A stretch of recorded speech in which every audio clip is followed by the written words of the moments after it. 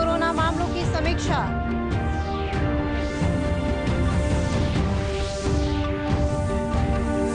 Corona जांच की सुविधा अनुमंडल स्तर तक होगी उपलब्ध।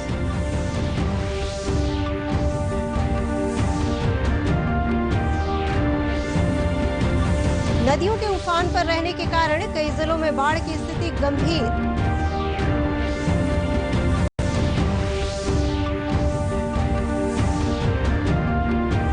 और प्रदेश में वज्रपात की घटना में 8 लोगों की मौत।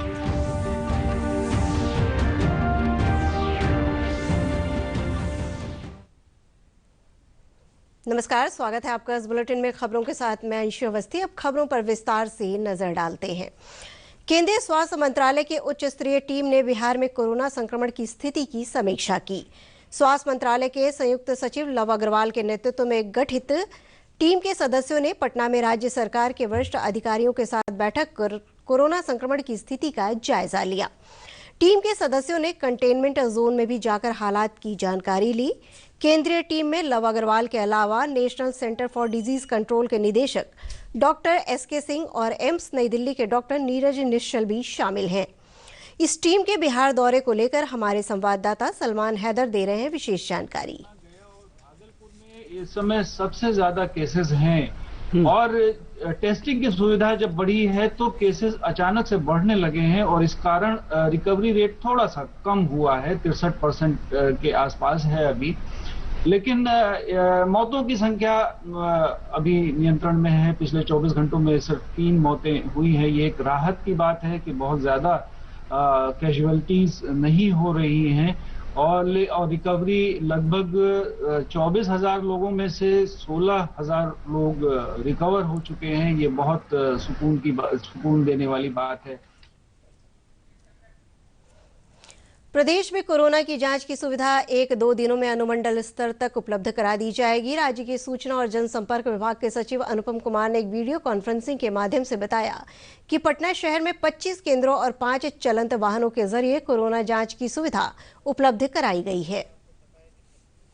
अस्पतालों में और 5 मोबाइल मेडिकल टीम्स के द्वारा ये स्टार्ट किया गया है और कल 500 से अधिक लोगों की स्क्रीनिंग हुई और 100 से अधिक लोगों का टेस्ट भी किया गया पटना में और सभी जिलों में इस तरह की व्यवस्था की जा रही है।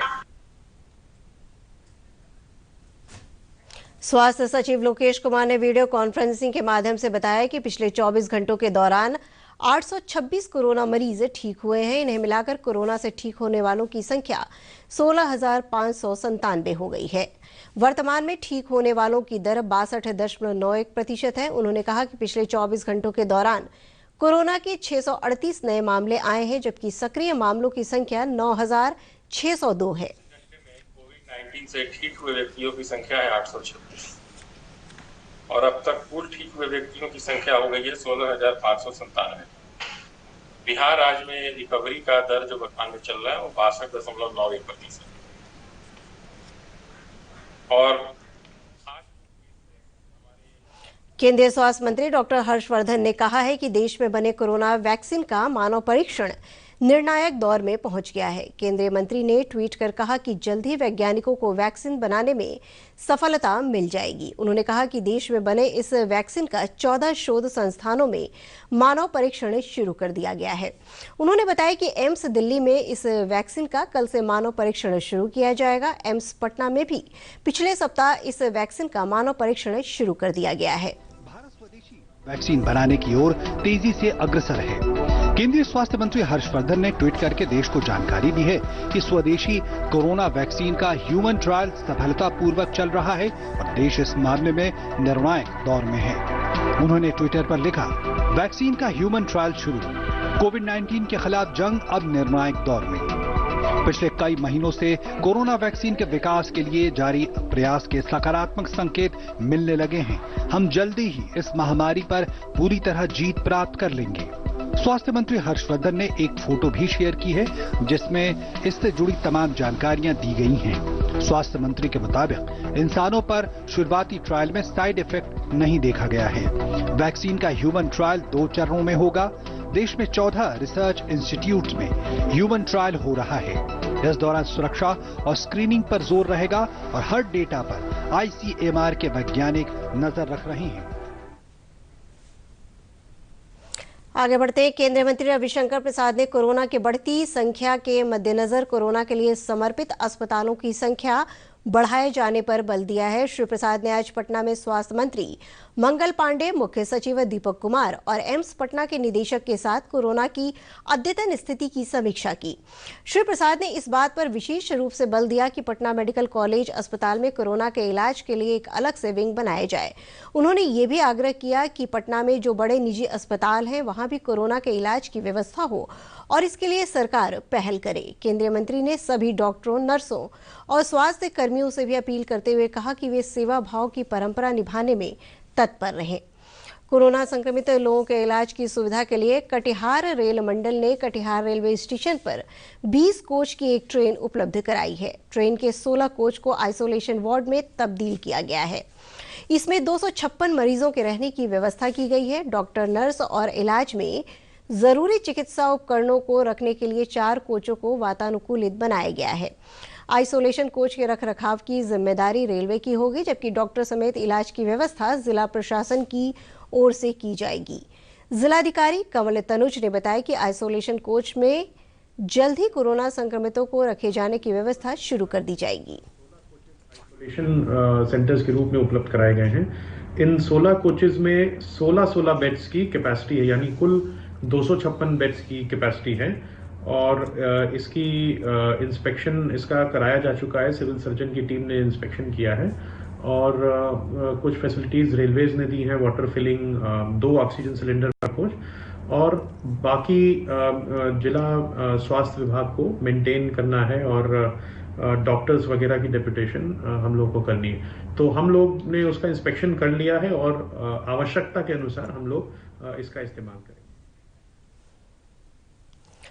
बिहार में नदियों के उफान पर रहने के कारण बाढ़ की स्थिति गंभीर बनी हुई है। बाढ़ का पानी कुछ और इलाकों में फैल गया है। राज्य के 8 जिलों की 150 पंचायतों की 2,88,000 से अधिक की आबादी बाढ़ से प्रभावित हो गई है। बाढ़ की ताजा स्थिति पर एक रिपोर्ट।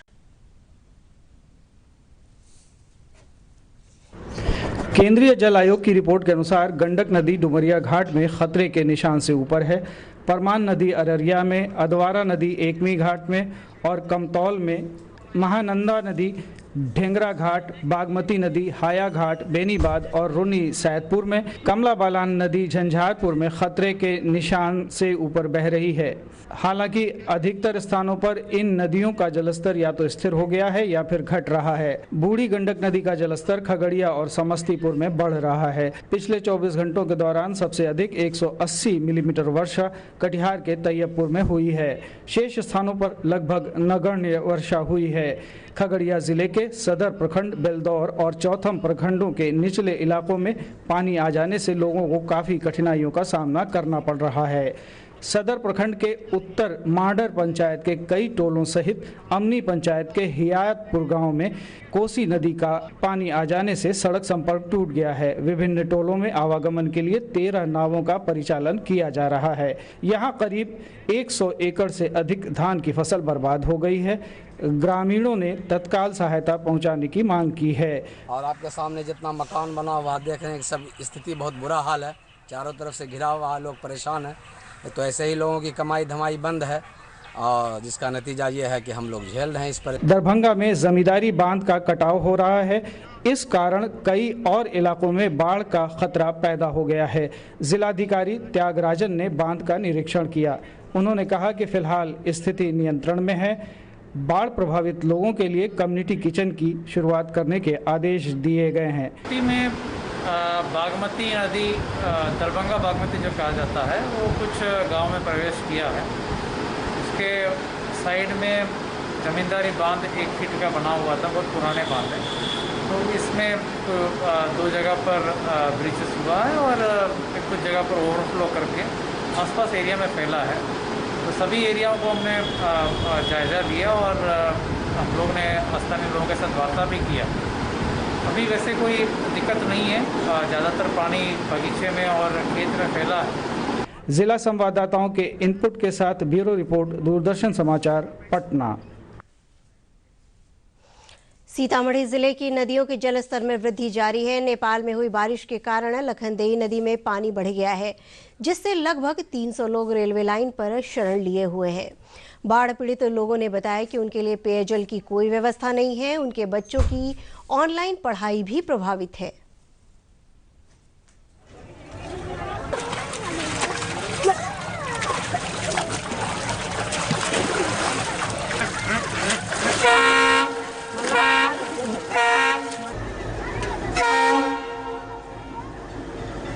तीन 300 आदमी हैं। इसमें 300 आदमी बाहर निकले हुए हैं। गांव में पानी डूब गया हुआ है और उसके बाद पानी नहीं पीने के लिए लोग आ रहा है। कोरोना है, घर में रुकने नहीं दे रहा है, हमने को पानी नहीं मिला है सर। और उसके बाद में है पानी नहीं है, बाथरूम नहीं है। अब बच्चा सबका ऑनलाइन पढ़ाई है, उसका लिए लाइन नहीं है। नेपाल से सटे सीमावर्ती जिलों में कई दिनों से लगातार बारिश हो रही है। इससे बेतिया वाल्मीकि नगर के जंगलों, गंडक नदी और बाढ़ के पानी में बहकर पिछले कई दिनों से हिरणों के आने का सिलसिला जारी है। वन विभाग और ग्रामीणों के सहयोग से अब तक 74 हिरणों को अरेराज डुमरिया घाट और कल्याणपुर सोमवती नदी के आसपास से निकाला जा चुका है। पूर्वी चंपारण के वन प्रमंडल पदाधिकारी प्रभाकर झा ने बताया कि बरामद होने के बाद हिरणों को उदयपुर जंगल में सही सलामत छोड़ दिया जा रहा है। प्रदेश में आज वज्रपात की घटना में 8 लोगों की मौत हो गई। आपदा प्रबंधन विभाग की ओर से जारी रिपोर्ट के अनुसार पूर्णिया में 3 और बेगूसराय जिले में 2 लोगों की मौत हुई, जबकि पटना, सहरसा और पूर्वी चंपारण जिले में 1-1 लोग वज्रपात की शिकार हुए हैं। इधर पटना सहित विभिन्न जिलों में आज सुबह से रुक रुक कर वर्षा हो रही है। मौसम विभाग ने अगले 72 घंटों में उत्तर पूर्वी बिहार के सीतामढ़ी, दरभंगा, समस्तीपुर, मधुबनी, सुपौल, अररिया, सहरसा, मधेपुरा, पूर्णिया, किशनगंज और कटिहार में भारी बारिश के साथ वज्रपात की संभावना जताई है। इस दौरान लोगों को सावधानी बरतने और घरों में ही रहने की सलाह दी गई है। रेल मंत्रालय द्वारा ये स्पष्ट किया गया है कि भारत में निजी ट्रेनों का परिचालन मार्च 2023 से किया जाएगा। इसके लिए मार्च 2021 तक निविदा स्वीकार की जा रही है। कोविड-19 की वजह से बड़े पैमाने पर रोजगार का संकट पैदा हुआ है, लेकिन पूर्णिया के एक ऐसे किसान भी हैं जिन्होंने ड्रैगन फ्रूट की खेती करके रोजगार की एक नई संभावना को जन्म दिया है। एक रिपोर्ट।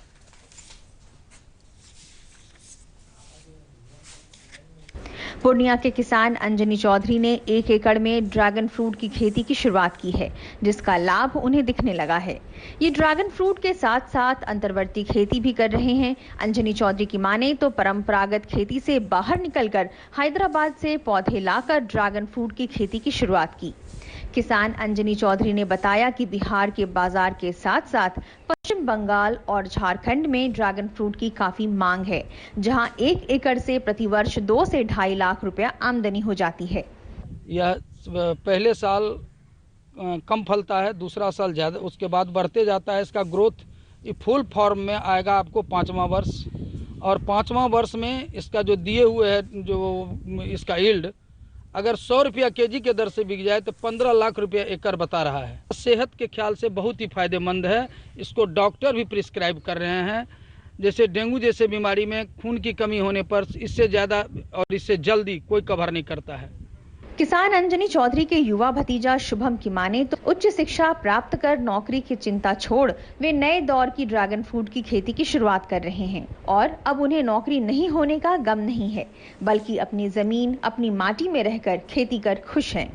साथ ही वे इलाके के युवा किसानों को भी प्रेरित कर रहे हैं। शिक्षा पूरा करने के बाद सोचा कि नौकरी करने से अच्छा है कि कुछ अपने ही घर पे रह के आधुनिक खेती किया जाए। इस कारण मैंने अपने बड़े चाचा से सीख के ड्रैगन फ्रूट की खेती शुरू की, जिसमें कि अच्छा खासा कम समय में अच्छा खासा मुनाफा है।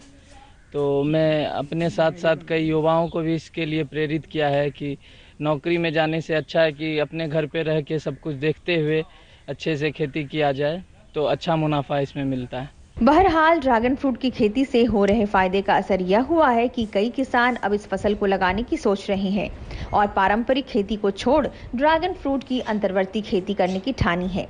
पूर्णिया से जेपी मिश्रा की रिपोर्ट, दूरदर्शन समाचार, पटना। और अब अंत में मुख्य समाचारों पर एक नजर फिर से डालते हैं। केंद्रीय टीम ने की पटना में कोरोना मामलों की समीक्षा।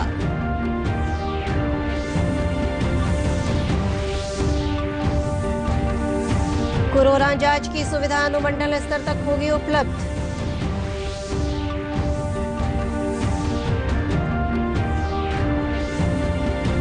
नदियों के उफान पर रहने के कारण कई जिलों में बाढ़ की स्थिति गंभीर।